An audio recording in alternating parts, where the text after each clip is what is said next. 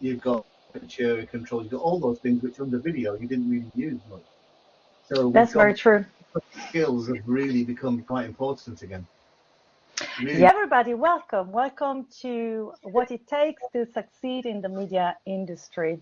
This is the 9th talk in this year's What It Takes Alumni Speaker Series for 2021-22. My name is Lara Bellini, and I am a senior lecturer in media management and course leader for the International Media Business MA. I am an award-winning radio producer, broadcast journalist, and music writer. I too worked at the BBC, where I produced programs for BBC Radio, worked as broadcast journalist at the Asian Network, as business manager for Radio 3, and I was a music writer for the BBC Music website. Now, before I introduce our speaker, a little housekeeping. So this talk is being recorded. It will be edited and made available on YouTube when it's ready. We will send you the link. Your cameras and microphones are automatically turned off. The live chat is on. Group chat is there for you to ask questions to our speaker. We'll collate your questions through the talk and I'll put this to Aaqil. Or you can PM moderators with your questions. And even though live chat is on, the live recording, which ends up on YouTube, won't pick up any of your usernames or the chat. You can change your notification settings to stop the sound and pop-up notifications. Just click on the purple button in the bottom right and go to settings. Okay, we are delighted to introduce our alumni speaker for today's talk, Aaqil Ahmed, who will be sharing his insights into what it takes to succeed in the media industry. Today's event is also part of the University of Westminster's World in Westminster Festival celebrations. Since completing his film, video, and photographic arts BA at Westminster in 1992, Aaqil has become a successful media consultant with over 30 years' experience in the industry. After graduating from Westminster, he started working in TV, where he rose up the executive ladder to become head of commissioning and head of religion and ethics at the BBC. His commissions include many award-winning and high-profile projects. Aaqil is currently a self-employed media consultant to various media companies, a non-executive director at several regulators, and a professor of media at the University of Bolton. During this talk, Aaqil will leverage his diverse experience in the media industry to reflect on how the sector and its workforce has changed over the years, and to identify challenges newcomers might find navigating the industry. This talk will aim to pass on advice to anyone hoping to take their first steps in the media industry and deliver some clear takeaway messages on how you can succeed and progress in this sector. Aaqil will do his presentation, and then I'll come back online and ask your questions to him. Please put any questions you have in the virtual chat box as we go along. Aaqil, over to you. Thank you. Thank you, Laura, and hello, everybody. Unfortunately, I can't see you, so I'm just going to be talking into a massive void, so I apologise if I look a bit weird at any time. As Laura said, I graduated from the University of Westminster in 1992. I did a degree in what they call, in those days was called photography, film and video. And I think the nearest kind of course that they have really, I think is contemporary media practice at the university right now. Before all of that, and it's quite important just to say it, I grew up in the north of England. I grew up in a place called Bolton, which is in Greater Manchester, in the suburbs of Manchester. And I went to art school originally, and I studied to be a graphic designer. And while I was studying graphic design, I discovered a little bit of a love for photography and early days of video, and ended up at Westminster. Well, actually ended up at the Polytechnic of Central London and graduated in my final year from the University of Westminster. And I graduated and I actually got a job straight away. And the reason why I say that is to say, I mention it because actually to talk about how I got there in the first place. So in my, I think I'd always been quite commercially orientated. And then I think in my second year at university, I did a work experience on a Channel 4 production. It was actually via one of the lecturers. He got me. I'd made a film about Iraq's invasion of Kuwait. I made about 2 or 3 little films. I had a little bit of an obsession with it in the beginning of my second year.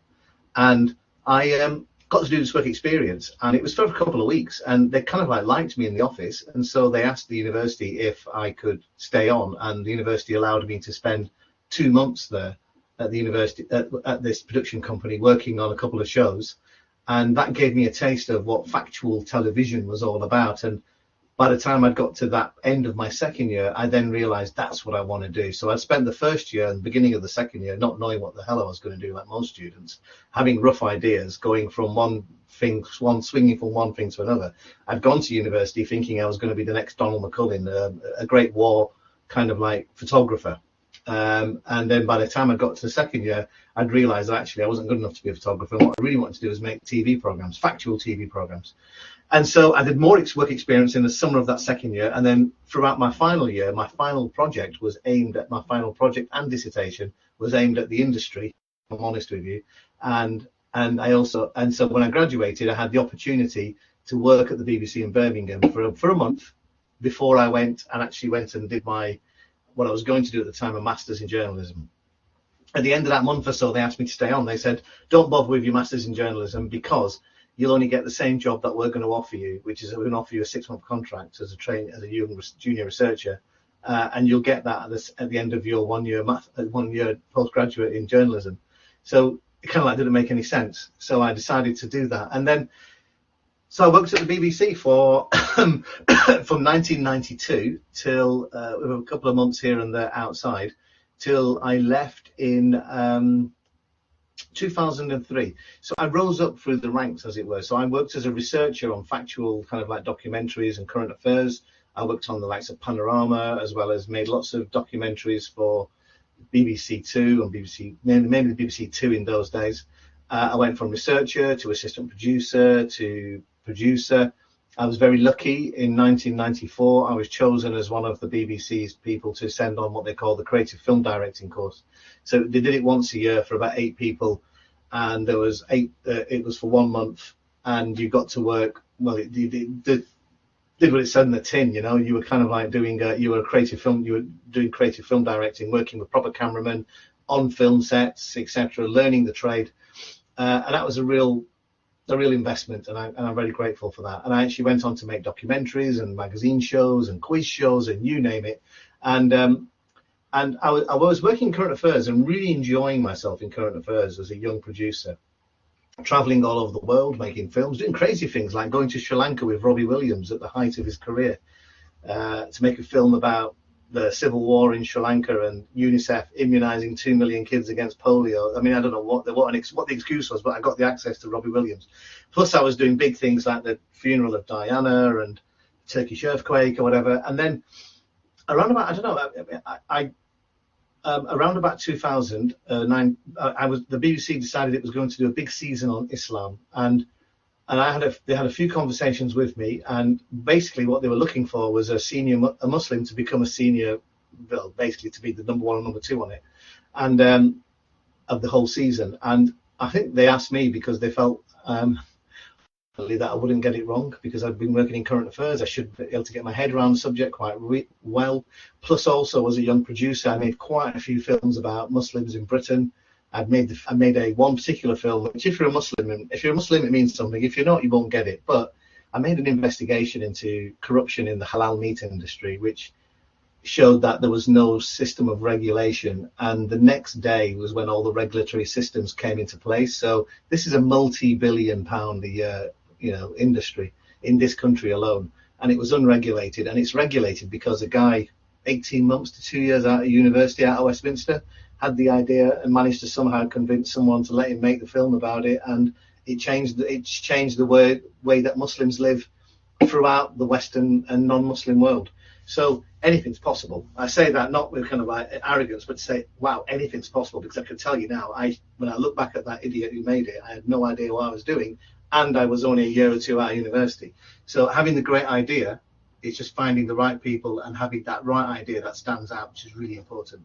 And so I ended up working on this big Islam season as the executive producer, delivering everything from documentaries to community activities, about 300 of them, 14 hours of programs. I could go on. Anyway, the upshot of it all was that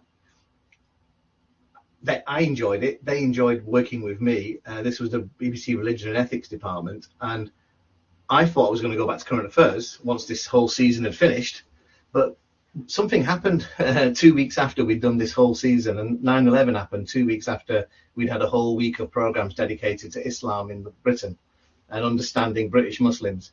And so I was already back in current affairs. By then I was actually making a series that I developed for the BBC about riots in the north of England, that we'd had some riots in Bradford, Burnley and Oldham in 2001. And I wanted to, and I'd come up with an idea for a 4-part series about policing, about housing, about segregation in education, all sorts of things, that kind of like messy stuff that really gets to the bottom of what really goes on before you see a riot, before you see racial attacks, etc. And I ended up being shared for about 6 months between religion and current affairs to help religion, as it were, to understand the kind of like the new change in order in the world that had happened because of 9/11, because they'd previously just been making programs about Christianity, really. And then also to kind of like finish off that series, I was making current affairs. At the end of that, I stayed in religion and became I had a title as a deputy editor of documentaries. My boss, who was the editor of documentaries, she got ill about a week after I got the job. And so I ended up looking after her job for about 18 months. And that meant commissioning documentaries for BBC Two at 9 p.m. or big not commissioning, but selling them to the controller of BBC Two and then delivering those programs. And then also making big, co-productions with Discovery Channel, etc. Big, huge landmark CGI documentaries. And my boss came back. I was very happy to go back to being her deputy because we got on really well. And then all I can say is that I got something really bizarre happened. And this is the thing that I think when people talk about careers, they never talk about these things sometimes. And that is, I was doing all the right things. I was doing my job. I was also, the BBC had sent me on a very early introduction to management, business kind of school. And I was going to business school once a week. And I bumped into a girl that I used to work with in Birmingham. And she was now a commissioning editor at Channel 4. And we kind of like exchanged cards and talked about how great we were, whichever. And she gave me her card, I gave her my card, and we said, we must meet up. And I remember thinking, I'll never hear from her again because I haven't seen her for 10 years anyway. And then she got in touch about a week later and said, Channel 4 looking for a commissioning editor. And I had a meeting with them, and they offered me the job. I mean, I'm saying this as that it happened. It happened to me. It can happen. And I got the offer of the job. I decided it was the right thing for me. I didn't really know what a commissioning editor was because BBC didn't really have them at the time. You just used to pitch to the controller if you were the head of development. And I just became the kind of like the gamekeeper, having been the poacher. And I did that for 6 years at Channel 4, and I had one hell of a time. And I went from being as well as being the head of religion and ethics, commissioning religion documentaries, I was also the head of multicultural programming. And during my time there, we did the first ever interviews with failed suicide bombers. We had a series called Children of Abraham, which won lots of awards around the world. We also won a BAFTA and an Emmy for a dispatches program that I commissioned called Saving Africa's Witch Children. Then there was the Oscar nomination for Jesus Camp. I mean, it was a fantastic time. Also straddled that moment with when we were seeing issues around funding for broadcasters because of the original arrival of advertising digitally on websites, early before social media, really. And so lots of changes were afoot. And another thing as well, which was I was asked to apply for a few jobs, primarily at the BBC, and a couple of times I didn't want them, but 1 or 2 times I was quite keen. And when I went for the interviews, I didn't get the jobs because they'd asked me the particular question, which was, what's the largest team that you've managed? And at the time, I couldn't say more than 15, 20 people. And these were jobs where they wanted somebody to manage a huge department of 400 people, 500 people in different cities, sometimes in different parts of the world. And I just couldn't do that. And that's what we call in the game a blocker. I had a blocker to my career. I had to find a way of getting around that roadblock. And so when the BBC approached me to they'd approached me a couple of times to go and run religion at the BBC, and every single time I'd say I'm not really interested, because I want to be the person who commissions the programs, not the person who sells to the commissioner. I'm not really interested in that. But if you want me to do running the religion department, I'll also be I'll run that as long as I'm the commissioner. I want this. I told them the role that I would like to have. They said that would never happen. Then 2 years after I'd said no, they then came back to me and actually had created that role. And they advertised for that role. I applied for it and I got it. And if you Google Aaqil Ahmed, BBC Religion, all these kind of things, you'll see lots and lots of articles, some pretty horrendous articles, which came up, which suggesting why I shouldn't have the job because I was a Muslim, obviously, and why the BBC couldn't understand that this was a Christian country, etc., etc. Now, I did that job for 9 years and did everything from the first ever documentary on Muhammad, the Prophet Muhammad, through to huge live extravaganzas, be in charge of the papal coverage when the Pope came over. I could go on, restructuring departments, creating new departments. I went to London Business School during that period as well. So I learned about the whole proper, one of the top business schools in the world, learning about all of those kind of things.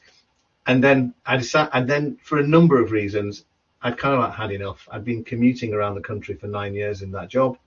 And the honest truth is that I was a bit tired. I didn't like some of the people I was working with anymore. I didn't like some of the decisions that were being made. I think if you're seeing some of the things that the BBC is inflicted with it at the moment, then you'll probably understand that some of those decisions were being made a few years ago when I was there.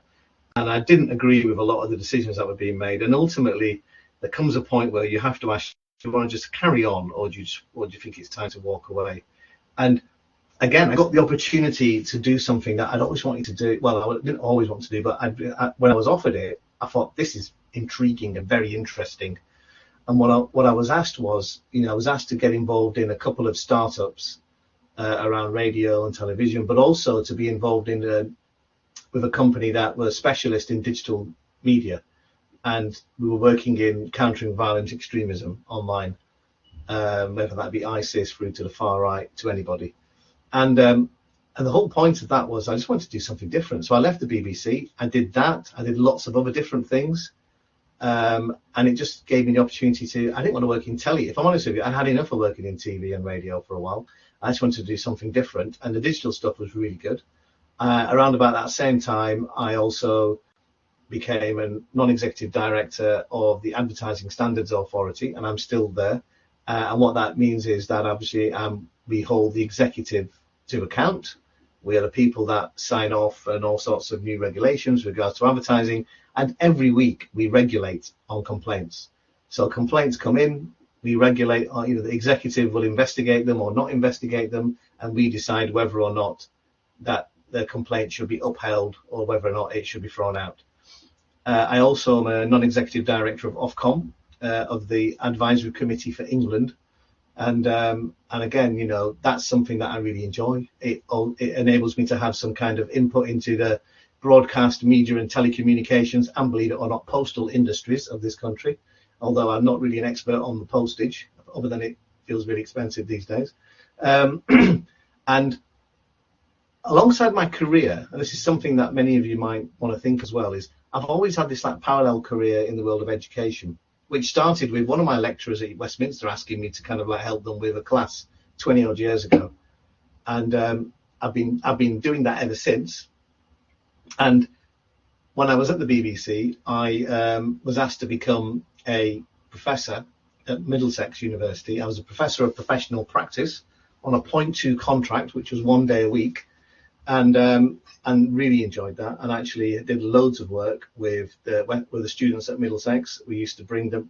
I did lots of work, and mainly in the world of development, program generation, helping them with their final year project. But as a professor of professional practice, it meant that I was helping them, the students, not just in the television students, but any students in the School of Media and Performing Arts. I was helping them all with regards to what they needed to think about in terms of their career. Things that we can explore in this conversation later on, about the blockers, about what they need to do to think about how they get their career off the ground, etc. So I'll expand on that soon, but that's what I did with them. And then I let my heart rule my head, and I'm originally from Bolton, and the university have been very good to me. They gave me an honorary doctorate for being from Bolton, having a job probably, and they asked me to shift my professorship to Bolton, which I did, and this didn't work out for me on a number of reasons, personally and professionally, and so I left that a few years ago, and I've done a bit of teaching ever since, and right now I'm teaching at South Bank University, the film studies students, teaching them a module on 20th century film. In fact, just before this, I was marking essays, and I'll go back to marking those essays after this because I've got to get it done by tomorrow. Last minute, and can't complain about the students if I'm doing it myself last minute. And so what I have now is what they call a portfolio. So I have those non-exec directorships with Ofcom Advertising Standards Authority. I'm also a council member of the Higher Education Funding Council for Wales, which, is what it is. It basically is the organisation that basically does all the funding for universities in Wales and regulates them, etc. So that's basically another thing that I'm involved in. And I'm also actually, as part of that portfolio, I have a bit of an ad hoc bit of work that I get from the Welsh Government as well as what they call a senior independent panel member.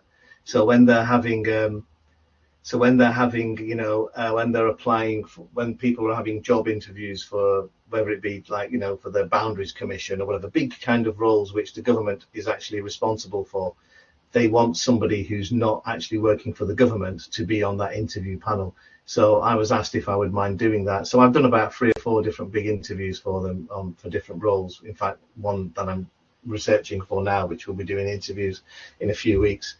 And yeah, so that's one of the things I do, as well as have my own production company still. So I started to find that love again for TV a few years ago. Out of nowhere, the BBC asked me to exec a project on BBC 4. Which I did, kind of like rekindled a bit of a love affair with TV again. And so a couple of years ago, I decided to start taking it a bit more seriously. And I made a series with my own company for Al Jazeera about the rise of Hindu nationalism in India.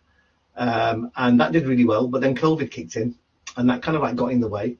But TV is back again now. I'm working as part of my portfolio. I've got a couple of days a week as a creative director for a digital TV station, and I am, as we speak, in conversations with Channel 4 and with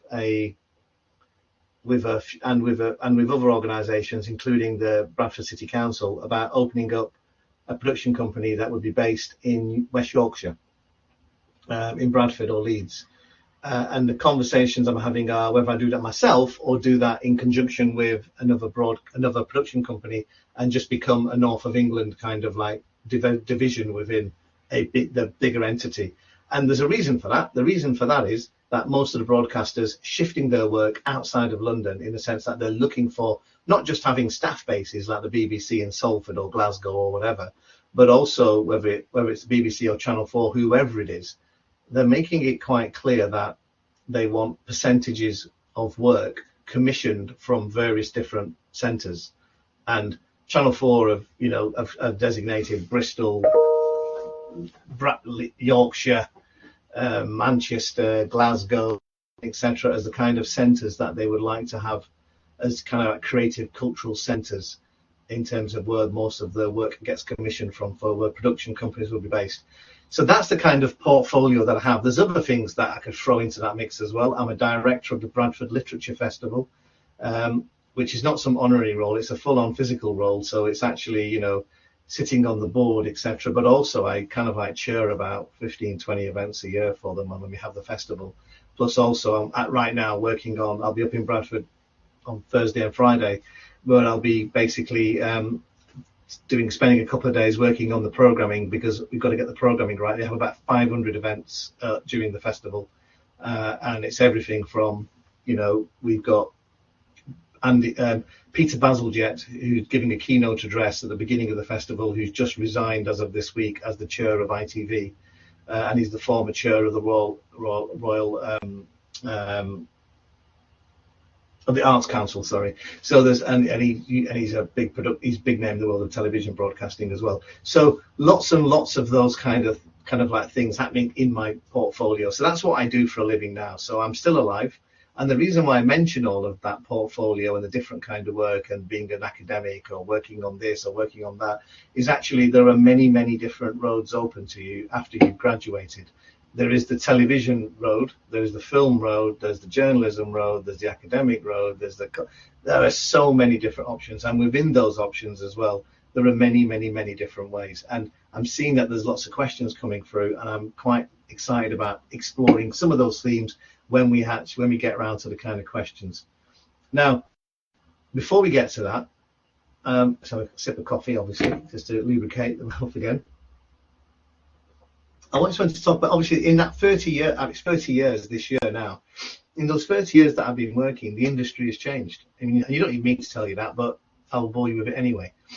And the industry that I went into in 1992 had just become professional. If that sounds really weird to say for an industry that had been in existence for 70 years, but it's still the case. When I joined the BBC, they just created something which they call producer choice. So before that, you had this kind of system where budgets didn't really matter. And what they introduced was internal budgeting, which without that, you never really know what you're spending your money on. You don't know, you can't really have the kind of budgetary insight and savings and costings and all those kind of things that are required that we take for granted now, but we didn't really have them when I first started. If you wanted the cameraman, you just got a cameraman. If you wanted something done, you just got something done. And those days are just not, it's just not possible to do that. And actually that was when I started. So I saw that change, and then I saw the technological change, because we went from working on certain, whether it be radio went from working and television went from working in a very linear kind of analog way, and then digital came in 10 or so years into my career properly. And probably less actually, 5 or 6 years into my career. I remember I was working in Birmingham for the BBC, and I remember cutting the first film that they'd made on Avid, which would have been around about 1996, I think. And it was a film that I made on polygamy. And I remember being the guinea pig and cutting it on Avid. And it sounds a bit weird to think that now, but before that, we edited it in a linear fashion, and you'd often have. I used to work on Panorama and all those shows, and you used to have assembly number 27 or assembly number 36 or assembly number 3, and I remember the amount of times I'd be sat in an edit suite with a producer and just think to myself, doesn't this just look like assembly number 22 and we're on to assembly number 36 now? Isn't it time to kind of we've lost our sense of perspective? So those kind of changes to studios, changes to how we operate, changes to contracts, all of those things, they've happened, they've been happening, and they will always happen. So when I first started, we were all on fixed term contracts, like 3 months, 6 months, the newcomers, that is. And then at some point in my career, the BBC said to me, we want you to be on a staff contract. So I took a staff contract, and now we've gone back to fixed term contracts again. Nobody wants to be on staff. We've now gone round to people deciding that there are different ways to basically make programs. There's the independent sector. While I was at Channel 4, the terms of the business were changed with regards to the independent production sector. So prior to my time at Channel 4, the broadcasters kept the vast majority of the rights. And then what happened was, independent production companies retained the vast majority of the commercial rights, which meant they could then sell those commercial rights abroad, whether it meant selling that program abroad or selling the copyright, selling the ability to make that kind of program in another country, etc. And what that then created was a massive market. And so what we have is the TV industry is one of the most successful industries that we have in this country. And it's definitely one of the most successful in TV industries in the whole world, the British one. And that's because I think because people are incentivized to come up with great ideas and to run their businesses successfully, because they can keep that control over the goods that they make, rather than it being controlled by the broadcaster, which is what previously existed. So lots of changes, and we're seeing that now. I mentioned earlier on that Channel 4, the BBC, all these broadcasters are now looking at regionalisation, whether it be offices in the north or Scotland or Wales or Belfast or whatever it is, or whether it be dedicating a certain amount of the commissioning spend to being made in those particular parts of the country. This is only going to go further, because when I was working in the early days, 80 to 90% of what we saw on the television was made in London, and we're getting around to about a 60-40. Now we need to get it. They want to get it to 50-50, maybe more, and that will happen. And I think you have to kind of like work on the basis that you can live anywhere in the country now. You don't have to. When I remember Mark Thompson, who was the Director General of the BBC, and I knew Mark very well. And when they were building Salford, the big Salford thing, we had a meeting with me and we were chatting. And I remember his exact words to me were, "Have you sold your house in Manchester, Aaqil? Are you living in London?" And I said, "Yeah, I've sold my house in Manchester years ago. Mark, I'm living in London." And he goes, "Oh, that's a shame." And then he had a comment. He had used one phrase, and he said, "When we build Salford and places like that, a young Aaqil will never need to come to London if he doesn't want to. He can have a career outside of London." And the point is a very good point. And so you really need to kind of like think about that. The changes are not going to be reversed. The changes will carry on, and then things that we think are changes now, they'll be changed again going forward. And then, of course, you've got issues around diversity. Now, diversity is something that I've been heavily involved in my whole career, and I've chaired all sorts of committees for the BBC, Channel 4, pan-industry, etc. I've written on diversity. I've set up diversity initiatives around the country, not just in television, but even as diverse as in the world of rugby league.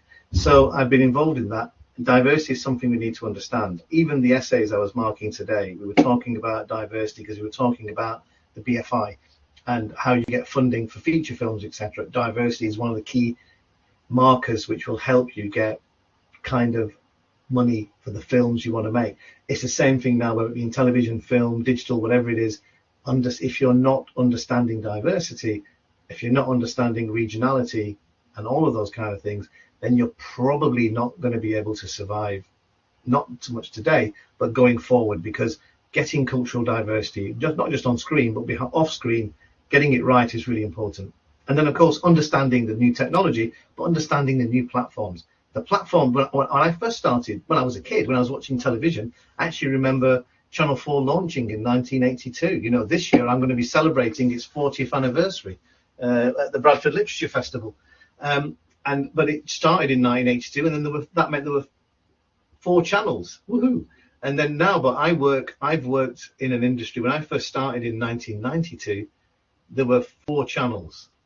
Channel 5 came in 96, if I'm right, 96, 97, and all the satellite channels came in around about late 80s to early 90s, but they didn't have the kind of impact that they have now. Whilst at Channel 4, I was there when we started doing things like Film 4, More 4, E4, and I know the rationale behind, because we had to build a digital platform, a digital presence before it was too late. I was at the BBC when BBC 4, BBC 3, all those kind of things happened, and I've been part of all those kind of conversations. I understand the need for metadata. I understand all of these kind of arguments. You have to understand that as well. Because if an old guy like me can understand it, then you really need to live it. Because, when people talk about one thing replacing the other, it doesn't really happen. People will, in my career, television has always been there and radio has always been there, and it hasn't gone away. And we can use all when television started, did that mean radio was going to get finished? Sorry? Oh, sorry, I thought somebody was speaking. Yeah, so all the things that come along, they don't get rid of the thing that was there before, not always. They kind of like find a way of adapting, or the technology adapts to make it kind of like coexist. Television, linear scheduling, I've been in meetings. I was in meetings 15, 20 years ago where they used to tell us that the linear world of television was finished. It's still here, yeah? We still have linear television. We still have shared experiences and all those kind of things. So technology won't necessarily dictate everything, but the platforms are changing, but they're not necessarily eradicating what existed before. There is a worry that streaming, etc., may kill the cinema. But the cinema's been here for over a century now. and it will find another way of adapting, and it always has, and these things always will, because people will want to have that shared experience. So keeping abreast of new technology important, but finding ways of reinventing what already exists will be really good for you as well. And then global markets, man. Global markets. I mean, I can make films for people all over the world, and I've done training all over the world, and I've made films for Al Jazeera or you name it, all broadcasters in parts of the world that I never thought existed, and that's because the marketplace allows you to do that now, and technology allows you to do that. And actually, there is a global market, and as I said, they want British kind of production values and British companies. So again, the world is bigger. You don't necessarily have to just work in the UK. You can work absolutely anywhere. So then I suppose the question to all of this is, how do you navigate it? How do you get in? I can answer specific questions when people put them to me later on, but the best way I will always say to get in is to do one of the things that I did, which I alluded to earlier on, is I did loads of work experiences, working for free. And I don't mean working as an intern for 6 months for free. I mean just a few weeks here and there while you're at university, or in the summer holidays, or in the Easter holidays, or the Christmas holidays. I just used to pester people left, right, and centre and say I'd work for free for a couple of weeks. Not more than that. And I would work. In fact, I worked as a waiter in a restaurant for about 2 years of for about two and a half years at university, and that kind of funded my ability to work for people for free. And even though I know that's not the right thing to say, and we're all supposed to talk about living wage, etc., it's not going to be the case for absolutely everybody. For every BBC, there's a little production company that can give that space to you easily, and they can't afford to pay for you, but they'd love to have you around for a couple of weeks. You've got to find a way of navigating that. But I'm not endorsing 3 month, 2 month, all these huge kind of like big companies kind of like abusing people. I'm not endorsing that. I'm just saying that that's what I did, and I think that's what most people still need to do, because particularly if you come from a background like mine where nobody knows you, you don't have any knowledge of the industry, your family are a million miles, they can't help you, you're not wealthy, or you didn't go to the right university, or whatever. You need to kind of like find a way that they know who you are. And that's how I got my foot in the door, is how a lot of people still getting their foot in the door. The other thing I've noticed as well recently is with people writing a lot. They're moving sideways from writing on social media or newspapers or whatever that may be, and then that enables them to move sideways into television.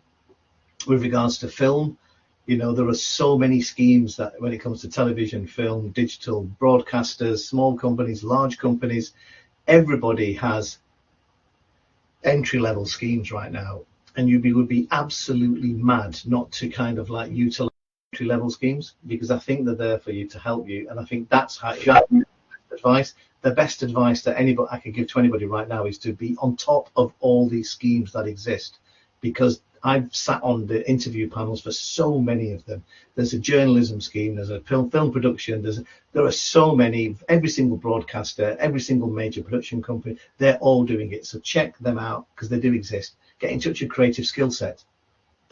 Creative Access as well as Creative Skill Set, but Creative Access is you should be checking them out online.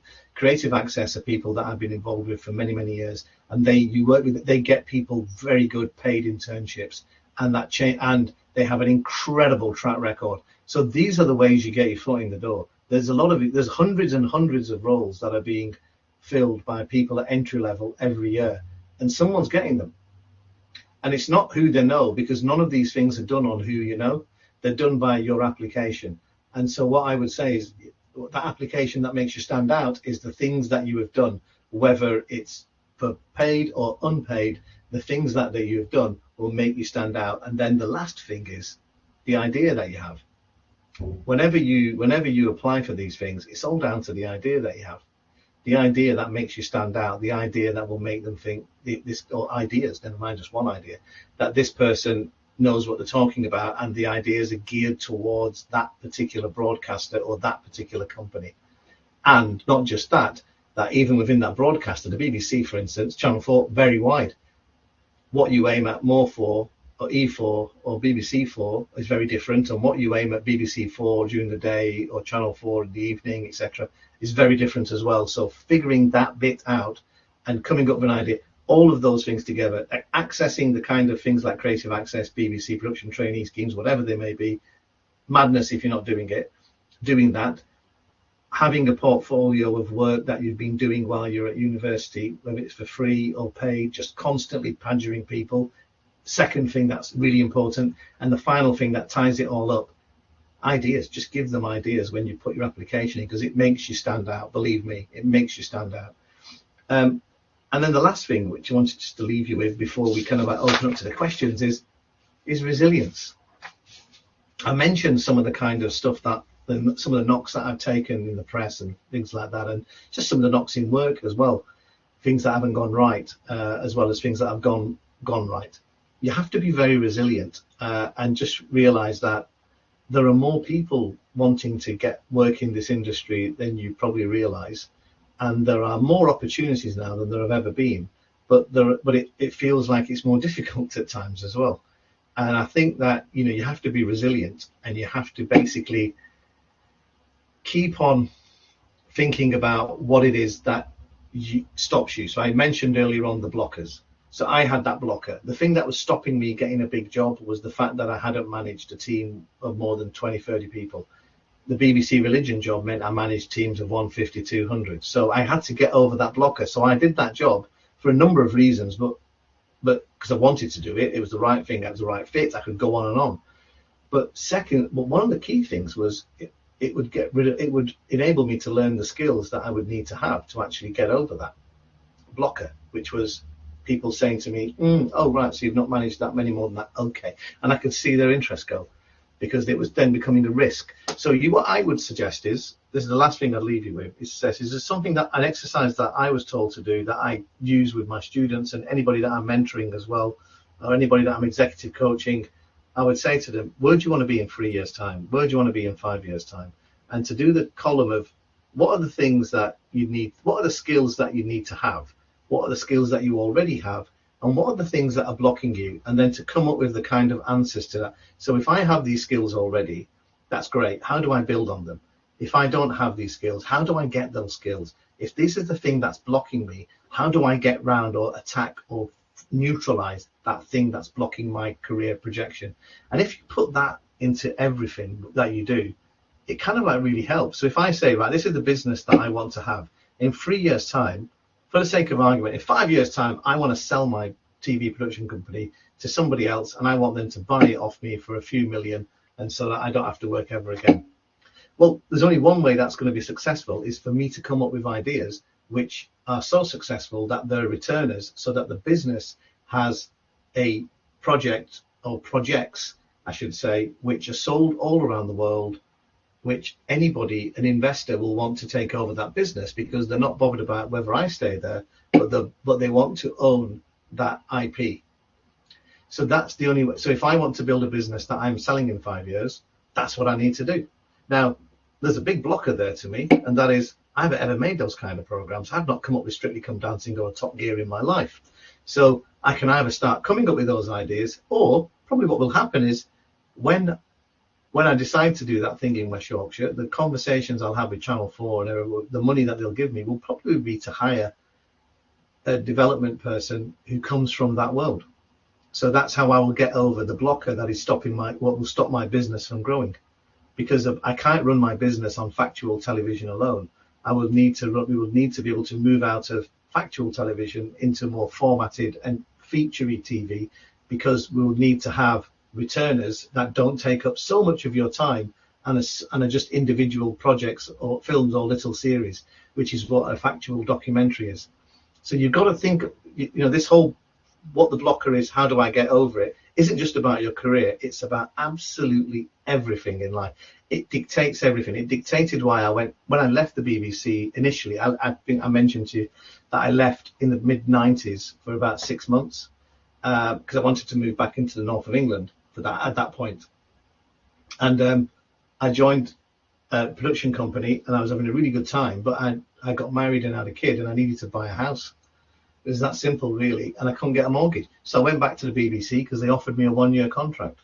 Now, you might say, why am I telling you this? Well, I made a career decision, which in the end turned out to be a very good one, but it wasn't based on anything other than the fact that I needed a 1-year contract. So again, there was a blocker to me buying a house, the inability to get a mortgage. how do I get a mortgage? I need a 1-year contract. Who will give me a 1-year contract? The BBC are looking for people to do this particular job. Producers on current affairs programs in Manchester, based in Manchester for network. It was a no-brainer. I had the experience, I had the contacts, I had the ability, and I needed that 1-year contract. So that's why I did it. So I only mention that is because, you know, that you can apply that same process to absolutely everything you do. Now, I kind of like feel I've been talking at you all now for 45 minutes. I hope I've given you a bit of a brief introduction to my career and to some of the things that I do and why I do them.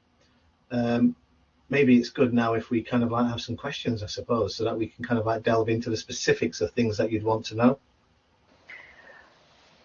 Thank you, Aaqil. This was really, really interesting, and we've got a lot of questions coming. So I think we got something like 15. So let's start. Okay. Liam, hi, Aaqil. I have a question in how to crack into the media PR industry. I have a keen interest in working in research and interviewing famous clients within promotion. I am looking to do a placement year and have been emailing various PR agencies currently, but wondering if you could give any tips. Well, that's interesting. So I do know. So I've done a bit of PR. I do communications rather than PR, right? But it's in a similar world. And I know some PR people, and there are small companies and there are big companies. So what I would say, Liam, is that it's a good question, actually. And that is, one, I suppose it depends on what you studied. And two, I think, are you writing things for PR? Are you writing things? And when I say that, what I mean is, if I was to say wanting to be a journalist, I should be writing newspaper articles. I should be writing magazine articles. I should be writing intros to the news for TV, for radio, whatever it may be. Not for the real, not because not because I've just got the job, but I want that job. So therefore, I need to be able to show people this is what I can do. And with the PR agencies, so I know big and small. So I have to be honest with you, some of the small guys are better because they will probably take you on or give you a bit of a break or whatever. So, I mean, you know, I know one or two of them, and I'm sure that they might. They tend to be 1 or 2 or 3 man bands or woman bands these days, and they don't work. They work from home, and they just hire people as and when they need them, and that's in the world of PR and comms.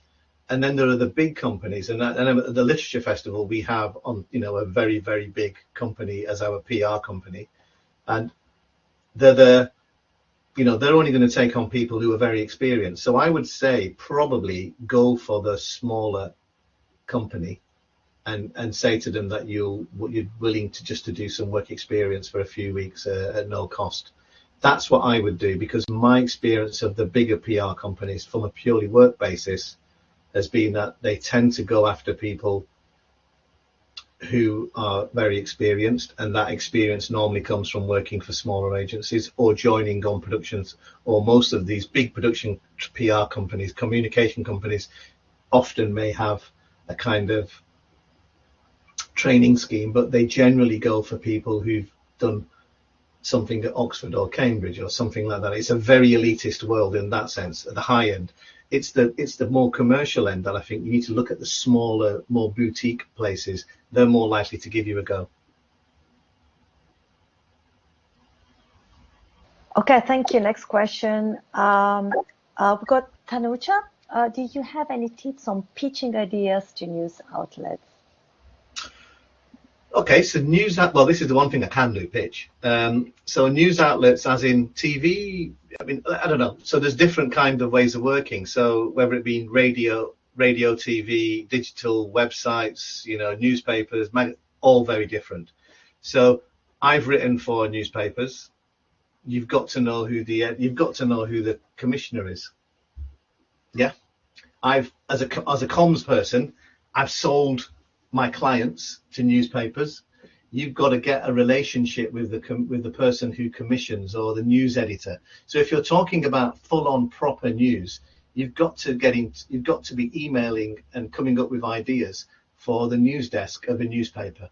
Now that's going to be hard because they don't need you generally. You've got to have a good idea, not an obvious idea. So when I say that, don't give them an idea, give them a story. And if you don't understand that, then we haven't got enough time to go into it. So basically, there's a difference between an idea and there's a difference between a story. A story normally involves real people, real events, things which are not just an issue. An issue is anybody can come up with the issue, but I've got the actual person who can deliver this, who knows this, who does that. And I think that's what you need to have. But if you're pitching to a news, you know what, they're more likely to give you a job as a kind of like shift worker than they are as an idea.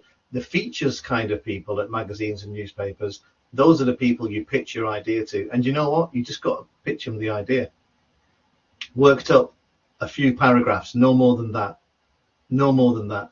And it comes with, and also news on television. They're not really looking, and look, here's the thing, right? If you've got a great story that nobody else has got, which is someone doing something wrong, or you've got something which shines a light on an injustice or whatever it is, then everyone's going to take your call, right?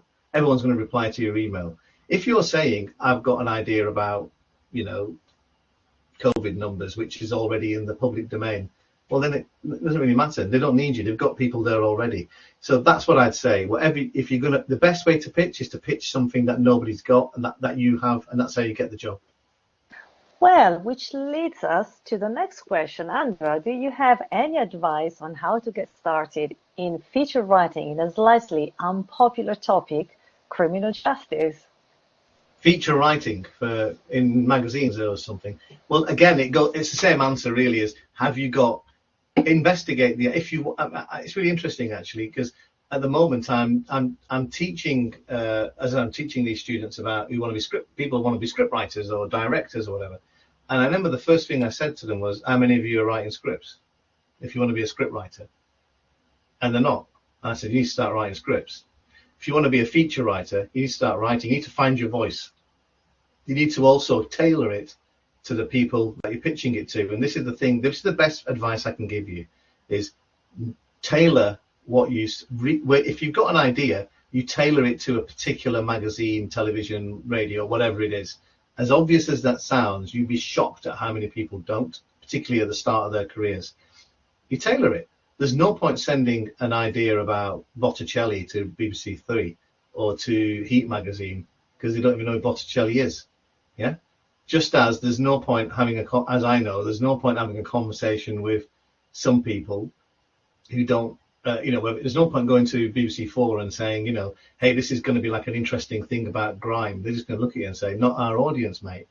But BBC Three or One Extra, yeah. So figure out where you're going to send it to and then tailor it towards them. But again, you've got to have something that they're not going to be able to just get anywhere else. You've got to have the in. Whether it's access to somebody that they want, or a story that they're not aware of, or an interview with somebody that takes a story into a new place. Thank you. Okay, next question is from Celine. And what do you think helped you develop within the industry, and also have the requirements to enter the industry changed over time? Well, the first bit is, they've really changed. So, I mean, this is going to horrify some people. So when I started, you had to have a union ticket. So you had to, the union was very powerful. And if you didn't have a ticket, you couldn't work. So when I mentioned that production company I worked for when I was at university, they couldn't pay me to be as a researcher because I didn't have a union card. And I couldn't get a union card because it doesn't really matter that union doesn't exist anymore. It's morphed into Bectu, who are a very different beast these days. But that particular union, I don't think it was there to let people like me in, basically. So yes, it's a lot easier to get in now because no one can stop you. And again, can't believe I'm going to say this as a professional Northerner, but it was Margaret Thatcher's government which smashed that union monopoly. And so one of the very few positives of their union laws, which there's not many positives, to be honest with you, but one of the few positives was the destruction of the union monopoly that would stop people from being able to work in an industry if they didn't have a union membership. And it's not a membership you could just buy. You had to be given it by the union. But that's a very key difference. So is it easier now? Oh, God, yes. Are there more avenues for you to get in? Yes, there are. But are there more people trying to get in? Yep, there certainly are. But the barriers have been changed. You know, when I was doing the production trainee type schemes at the BBC in the early days, everybody was from Oxford. And the conversation you would have, or Cambridge, and the conversations you'd have would be not, you know, where did you, in the early days when you're having a cup of a drink or lunch or something, it wouldn't be where did you study or which university did you go to or what course did you do. It was which college were you at. Yeah. Now that's not the case anymore. So yes, it's much more open. And in terms of my own particular career development, well, fear of failure was a big one, and it always has been, but it was definitely there for me at the early stage. And then, without sounding, I don't know, silly, I knew I could direct, but I also, weirdly, even though I'd never studied journalism, I knew I was pretty good at the journalism bit. And so I had to learn how to produce and all those kind of things. And I worked with some good people, and I think that's what has helped my career.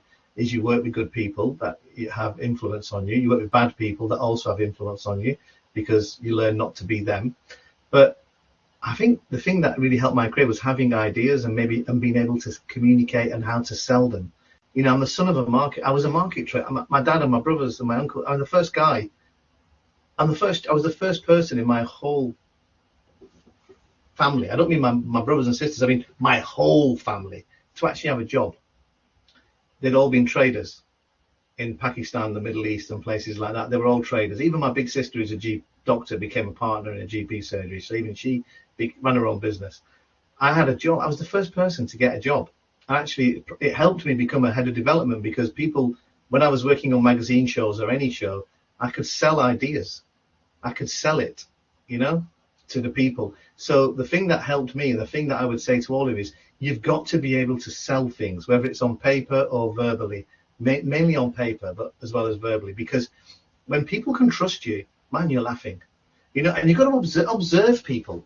So when I mentioned I was the deputy to this woman who was my boss and who's still to this day a very, very good friend.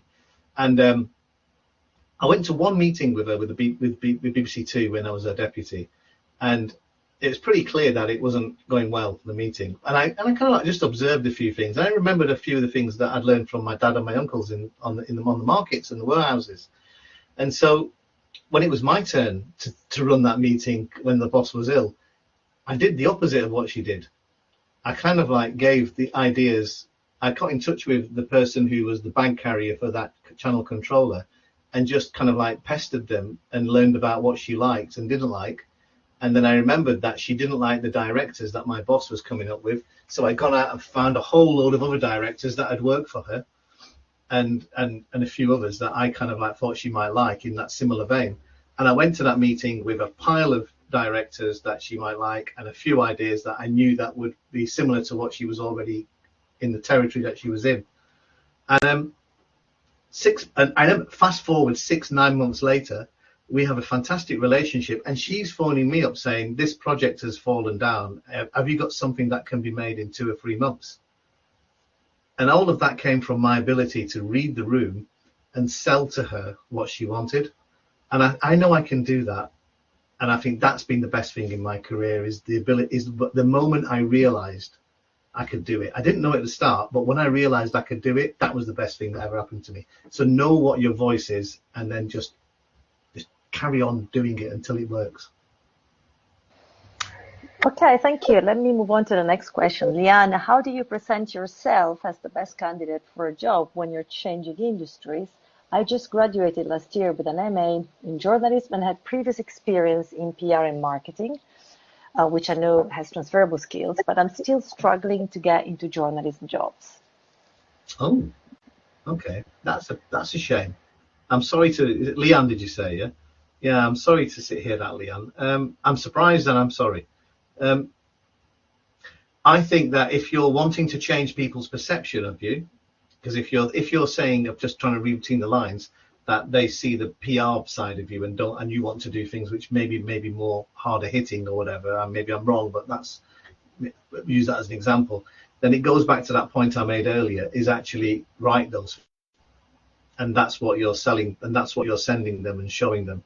And I'm sorry if that's what you're doing already and it's not working, but that's what I would do. I have just a very good example, and you've got to find a modern day equivalent of this. So there was a company that used to pitch me ideas. They used to pitch everybody ideas when I was at Channel 4. So this is like between 2004, 2008, something like that.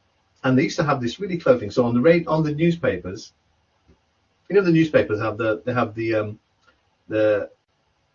schedule, BBC One, Channel 4, and they used to put on the front of their cover, they used to have a schedule, and they're pitching me an idea that will run at 8 o'clock on a Saturday or a Monday or whatever it is. So they would have the Saturday schedule, and then they'd have the pick of the day at 8 o'clock, which would be, and then a little brief description of this documentary that they were pitching to me, and it's the pick of the day. And yeah, and when they'd send that to me, the old graphic designer in me would take one look at that and say, "Oh, that's good," because already I'm in a happy space because I'm thinking, "That's clever. I like that." And then I'll read the idea, and then they've got to get me in the first few paragraphs. Now, with regards to yourself, you want people to know that you're not just able to do PR or whatever. So you've got to come up with those ideas and write those stories and send them to them to say, look, this is I'm really interested in this territory, this subject matter, and these are the kind of things that I can do, because you've got to change that perception, and it's there for all of us. It is there for all of us. At the moment now, people, even though I've got a 30-year career and not all of it's been in making documentaries or religion, you'd be amazed. I mean, when I first started, everyone thought I was a director. I was seen as a hotshot director who was not very good at the journalism and producing bit. And then I did all of that. And then I'm sat with BBC Two controller by the time I'm the head of documentaries in Manchester and all this stuff. And I remember her saying to me, "This is a great idea, Aaqil, but we need to find somebody else to exec it, because I don't think you're the right fit, because you're too much of a journalism man." And I remember I literally started crying, and she said, what's up? I said, "I've been waiting for years for someone to say that. I've always been a director, and now I'm finally a producer, a journalist." Yeah, so we all get pigeonholed. And so what you've got to do is find your way out of that pigeonhole. I think for you, the best way is to prove to them, I can do it, by actually writing it and sending it to them. Thank you. The next question is from Monica. I am currently studying entertainment and media law elective on my postgraduate course. How has your experience been with media lawyers? Can you share your stories? How have they helped, hindered your project? Always helped, and I mean that. I'm not just saying that. I think I missed out on. I mean, I've always gotten really well with lawyers, media lawyers, I should say, and I have some very good friendships with a few of them. I didn't understand. We used to call them program prevention-y types when I was in my early days at the BBC, but I think they've matured over the years. And it was when I was at the BBC as a senior exec, I had a lot of interactions with the BBC. Used to be more editorial policy. We had people in editorial policy rather than media lawyers. And so it felt kind of like there were lots of conversations, and it's quite interesting actually that when I became that deputy editor and then the editor of Docs in Manchester, the guy who was my boss, ultimate boss, he used to work at editorial policy. And when I was a young producer in current affairs, I'd pull a few scams, obviously, as you do. And one of them was there was a rule that you couldn't doorstep somebody unless you'd written to them a couple of times, you'd given them many days to reply, blah, blah, blah. And I'd always say something like, depending on who it was, I'd say, look, this guy's he's a flight risk. He's from this country, and if we don't do it, if I write to him, he'll be out of the country. And this guy, Alan Bookbinder, actually, I remember one of the first things he said to me when he met me when he was the head of religion and I was the head of working for him in documentaries. I do remember one of the first things he said. He goes, "Oh, I remember you, because you were very good at finding people who were always a flight risk, but then never flew."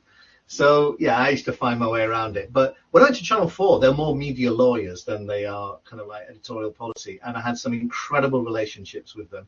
And I have to say, some of the programs that I made, like I made films on assisted suicide, the best example I can give you is, so I did the film which was the first ever interviews with failed Palestinian suicide bombers.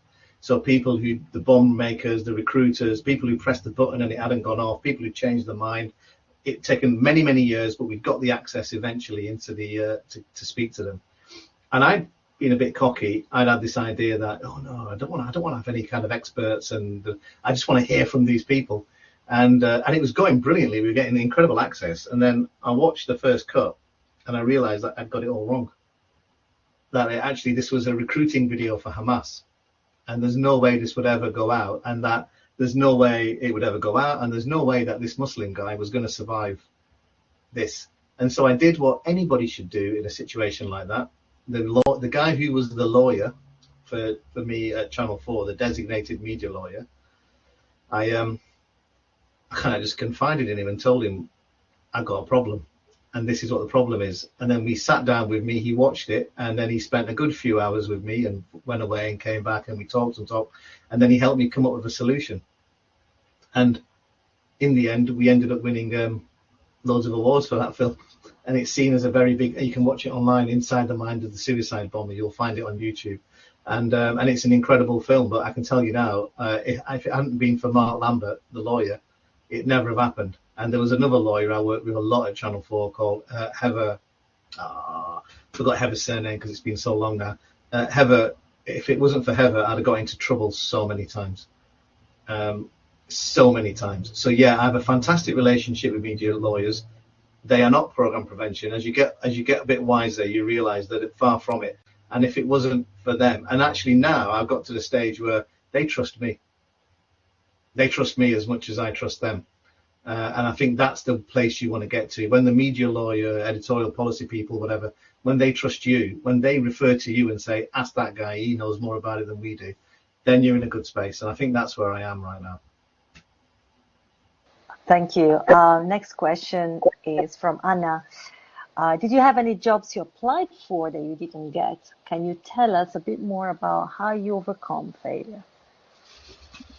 Oh, so many jobs I didn't get. Yeah, so when in the first 10, 15 years of my career, yeah, I applied for jobs and didn't get, but I didn't really apply for that many after the first couple of years because I kind of was happy where I was, and then I applied for a few jobs and I got them and didn't get them, and it was only when I started to climb up the greasy pole, whatever, to want to get more managerial jobs because of personal circumstances and just the ability to I wanted to do it. So it's that whole thing about the blockers again. So after I became a commissioner at Channel 4, I remember speaking to what the person who was the head, and she still is, the head of creative talent there. She just asked me one day, what did I want to do, which took me by surprise. And I hadn't really thought about it. I'd never really been one for planning my career like that. And she said to me, she asked me to go and again, this is somebody who wouldn't do this.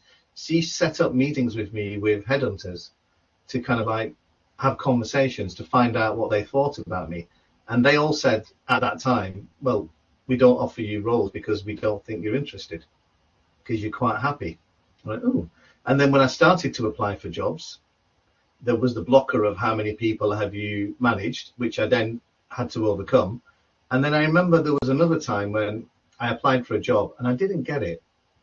And the person who got it actually is a good friend, but he wasn't the person qualified. And this has happened to me quite a few times.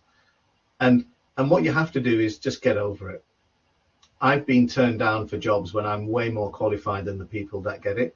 I often, and also now, I don't really apply for many TV jobs anymore because I don't think I'm going to get them. It's just that simple. I mean, I was having a conversation with somebody at a broadcaster last week, and they were telling me that they're looking for, that they were struggling with diversity, but they also, they need to do this, need to do that. And then I said, well, you could just hire some people like me who are commissioners, who've done it for 15 years and know this broadcaster really well, blah, blah, blah.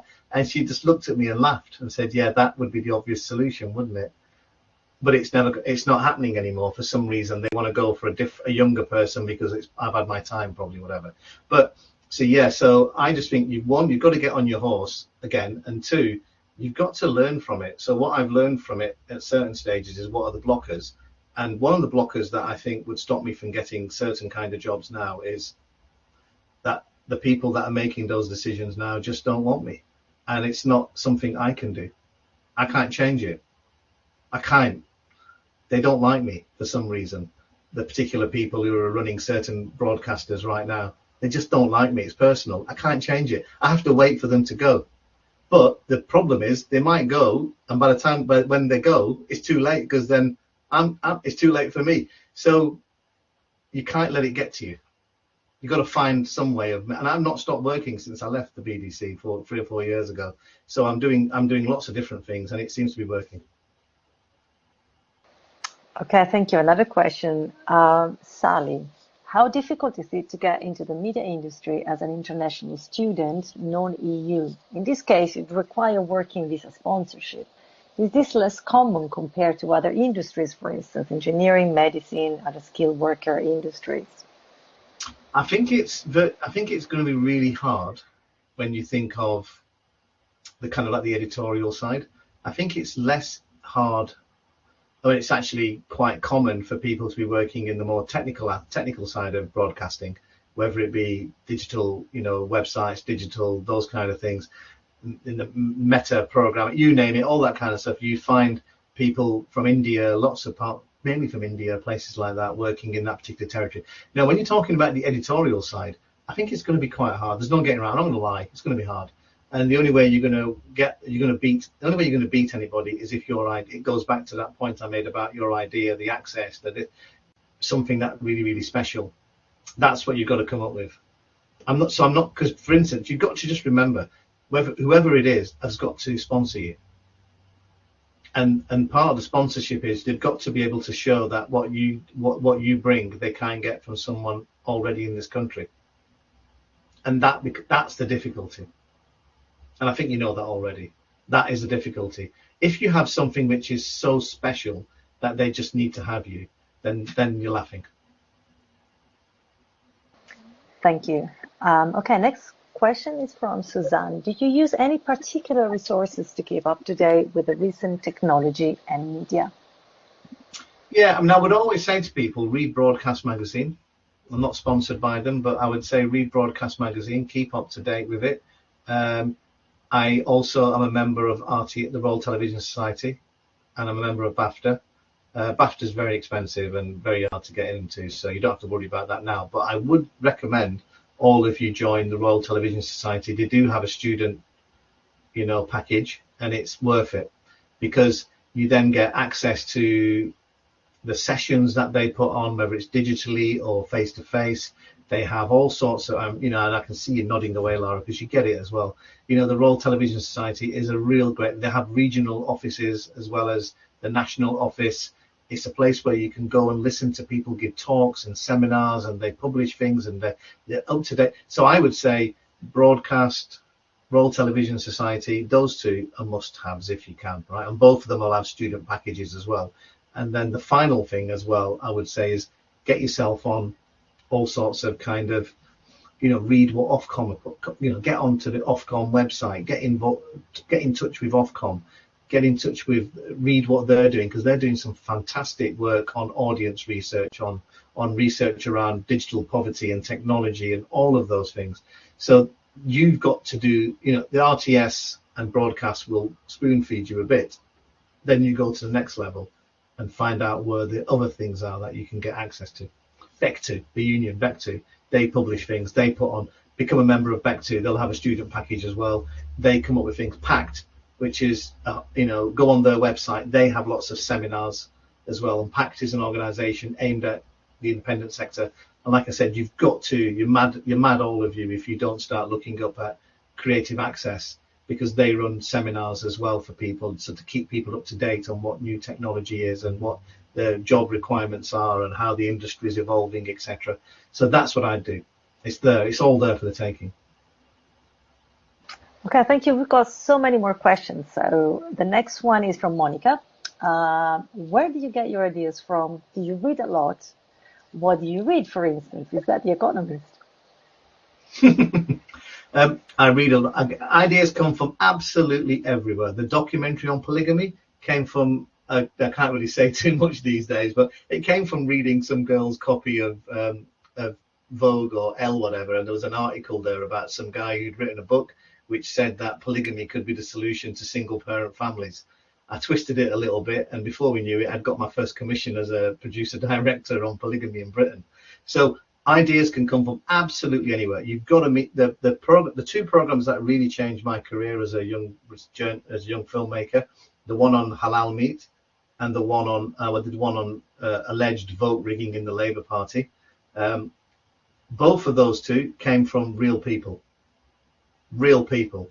The halal meat one came from a conversation I had with somebody I met at something who told me about this whole scam, did some research into it, carried it around for about a year until I found somebody who'd let me make it.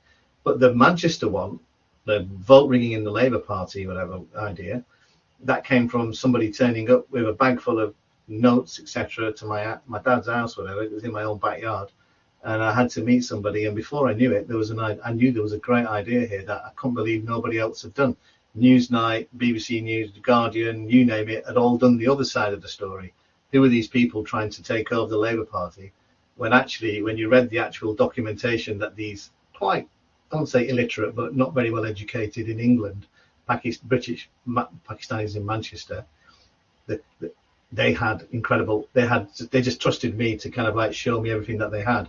And I realized it was a great story. So yeah, read well, meet lots of people, never stop thinking. I never switch off. Unfortunately, that's the problem. I never, ever stop switching off. And you're not going to get, you know what? I go back to what I said earlier on. You will get issues from The Economist, but actually from the local newspaper that you pick up somewhere in the country, you'll get a story. And that's what I think you'd be better off reading. Read the local newspaper, not The Economist. Oh, Says the economic student, ex-economic student, yes. Oh, there's so much I would like to. Anyway, let's carry on. It's space for the students. Okay, Monica again. Other than media or business skills per se, did you face any problems with confidence or low self-esteem or imposter syndrome or anything psychological and emotional that was a blocker? Yeah, I still suffer from imposter syndrome 30 years on. I do. And there are the moments in my life, like running the Pope's coverage, when the Pope came over, being in charge of that, being asked to give the World Communication Day lecture by the Catholic Church. There's a little bit of me thinking, what, me? But so yeah, the imposter syndrome will never go away. And also working in an environment where you may be the only person who looks and sounds like you. Or being in an environment where you didn't go to, where you may have gone to have a completely different educational background than other people. I could go on, all of these things. Do you know what? I kind of like think you just have to get over it. I have that imposter syndrome, and I can either let it defeat me, or I can basically just find my way of dealing with it. And my way of dealing with it is to go back to something my dad taught. When I first told my dad I wanted to study graphic design, he said, and this is 1985, remember, and my dad said to me, well, that's a world I don't understand. I don't even know what it is, but if you're saying to me, but I know one thing, it's a white man's world, is what he said. And he was right. When he said man, he was right as well. He said it's a white man's world. And he goes, and so if you want them to take you seriously, you're going to have to be better than them just to be taken seriously. And at the time, I didn't quite get it. I thought, what's he on about? But as the years have gone on, I completely get it. And actually, it's one of the reasons why the people that were very good to me, most of the people that have been very good to me in my career have been women, or they've been other diverse people, or they've been people from a more working class background originally. It's never been the pale male and stale kind of person. They've never looked after me. And I know that. And so I have the imposter syndrome, but I find ways of getting over it, and you can find your own way as well. Thank you. Let's move on to the next question. Ketaki asks, how easy or hard is it to break into the media industry with a legal background in a non-legal capacity? Well, I'd say quite easy. If you're working in, there's a lot of people. I mean, the person I mentioned who I bumped into on the streets, who gave me her business card and then recommended me to Channel 4. She is a big time. She's been a commissioner at the Channel 4, and she has her own production company now, and she makes really good factual entertainment stuff. She has a law degree. So many people that I work with have got law degrees. So it's no barrier. It's the opposite. I mean, the real barrier is people who've got media degrees. Is because the people who've got the law degrees and the English degrees and the history degrees and the economics degrees are kind of like running things, and they look down on those of us who've not got one of those degrees. So I don't think it's much of a hindrance. The only thing that's going to be a hindrance is what jobs you're applying for, and actually, are you good enough to get them? That's all. Okay, next one, Celine again. How do you ensure your work is accurate and factual? How do you do your research? Properly. No, yeah, I was being facetious, but basically, yeah, properly. Yeah. So listen, I've not made any mistakes in 30 years yet. That will happen. That will come. Touch cheap plywood, whatever. That will come. Simply because we can all make mistakes. But we do thorough research. And what I would say is, I'm constantly, in the places where I'm doing a lot of work now, I'm more like a kind of like the professor than I am a kind of like a creative director. And sometimes you are often telling people, have you checked into this? Have you looked into that? Have you done it? And actually, it's because I don't trust anybody. So the way that you do your research is to work from the basis of not trust anyone, and don't take things on face value. And some of the things that I've done, whether it be the investigations into the Labour Party or investigations into some pretty big things, taken on some pretty big organisations and people over the years, you've got to make sure you've dotted your I's and crossed your T's, and you know what you're doing. So what I would say is, you don't do it half-heartedly. You don't trust absolutely everybody. And more importantly, and this is the one thing I always say to people, I said, have you talked to the person? I.e., not have you just read something on the internet? Have you actually found this person's phone number and phoned them up and talked to them? Because you know what, and this is the best advice I can give, is you can tell when you look at somebody, or when you hear them, or when you question them properly, you can often get a sense of whether or not they're lying to you or not. Okay, thank you. So another two questions we have, for what I can see. One is from Swagata. I have looked into the BBC Advanced Production Apprenticeship Scheme before, but there is a requirement of a minimum of 3 years as a UK resident. As an international with little to no experience, how do I get those entry-level schemes, given that University of Westminster is full of international students? Well, I can't change, unfortunately, the BBC or myself can't change all sorts of regulations. And of course, the BBC is funded by UK licence fee payers. So its priority will have to be to them. So I probably can't give you the answer that you want, unfortunately. I'm sorry. Thank you. And the last one I've got is from Liam again. Which qualifications and skills do you need to get into the media and PR industry? Well, you don't need any. I mean, what I would say is, if you're talking about more journalistic, then you need to have at least a kind of NCTJ. You have to have a kind of like a national qualification in journalism, I would say, because you're competing against people who generally have that. Virtually everybody who works in the kind of like PR and journalism world, virtually everybody is going to have that qualification. So that's the only qualification. You don't need to have, you can have a degree in any subject. You can have a degree in English, in media, in German, or whatever it is. But you need to have that postgraduate qualification in journalism. And there are different kinds of ones. There are ones for PR, there are ones for broadcast, radio, you name it. But you need to have that kind of qualification. If you don't have that, I think it's going to be difficult, because you're going to be in competition with people who have it at the entry level. There comes a point when you have enough experience where that doesn't become a question that anybody asks. I work for BBC News and Current Affairs and commissioned dispatches and all those kind of Channel 4 Current Affairs show, all of that kind of stuff. I didn't do my NCTJ because I was told I didn't need to in those days, because I got a job instead. But I had a place on it, but I got a job instead. And that's what I would say is, it's still possible. I got it because of the ideas I came up with, and the delivery of those ideas as well meant I was a journalist. But you're in a competition. I would say, if you ask me what qualification, it's just that one. That's the only one you need to have. All the rest of it is irrelevant, but that one you have to have, simply because other people will have it, and they will, at entry level, that will be a blocker for you. Aaqil, there is just a very interesting last minute question from Polly, and asking, I received an invitation from an Antarctic expedition to join them as a journalist, and they offer accommodation and transportation. However, I need money to make a documentary. What would you advise me? So they're going on Antarctic expedition, and they've offered her the opportunity. Is she having to work for them, or that's the question? Are you working for them, Polly, or are they giving you free bed and board, and then you can make a film about them? If that's the case, then the question has to be, one, is it of interest to anybody? Yeah, the film that you could make. Because is it just great access because it's great access? But actually, what are they doing that makes it interesting?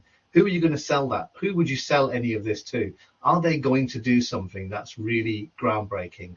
Or is it just I hate to say this, is it a run-of-the-mill expedition to, is it a run-of-the-mill expedition to the Antarctic, if there is ever such a thing, right? So if that's the case, then you've got to decide. That's what I would need to know to be able to help you make a decision. You've got to, is the idea good enough, or is it just, are we just excited about the access because we think it's great? The question is, who's going to watch this film afterwards and pay for it? That's what you've got to figure out first. Okay. Thank you, Aaqil. That's all we have time for. Thank you so much for your insights and advice today. Everybody, please do complete the short evaluation survey, which is in the chat box.